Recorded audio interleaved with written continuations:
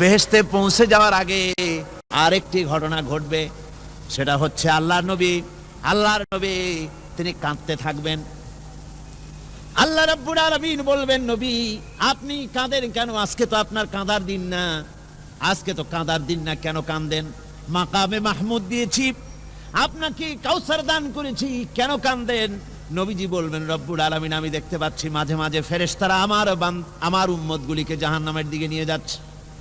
আল্লাহ রাব্বুল আলামিন বলবেন, ও আমার নবী, ও আমার হাবিব, জান্নাতি উম্মতগুলি আপনি বাছাই করে নেন। হযরত আয়েশা রাদিয়াল্লাহু তাআলা আনহা বলেছেন, একথা শোনার পরে আমি প্রশ্ন করলাম, ইয়া রাসূলুল্লাহ, ওই পরকালে কিয়ামতের ময়দানে অসংখ্য নবীদের মাঝে, অসংখ্য উম্মতের মধ্য থেকে আপনার জান্নাতি উম্মত আপনি কি করে বেছে নেবেন? হুজুর বলেন, আয়েশা, যদি কোন ঘোড়ার কপাল যদি থাকে সাদা, আর সাদা কপালওয়ালা ঘোড়াটা যদি অনেকগুলি ঘোড়ার মধ্যে হারিয়ে যায়, তাহলে সাদা কপালওয়ালা ঘোড়াটারে কি তার মালিক খুঁজে পাবে নাকি?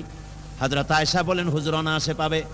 হুজুর বলেন, কিয়ামতের দিন অসংখ্য মানুষের ভিতরে আমার জান্নাতি উম্মত আমি এইভাবে বেছে নেব, যারা দুনিয়ার ভেতরে নামাজ পড়েছে, ঈমান এনেছে, ঈমানদার ছিল, দ্বীনের কাজ করেছে, আল্লাহর সাথে নাফরমানি করে নাই, নামাজ পড়েছে সঠিকভাবে, আল্লাহর সঙ্গে নাফরমানি করে নাই, সঠিকভাবে দ্বীন পালন করেছে, তাদের চেহারার ভিতরে ঈমানের নূর চমকাতে থাকবে।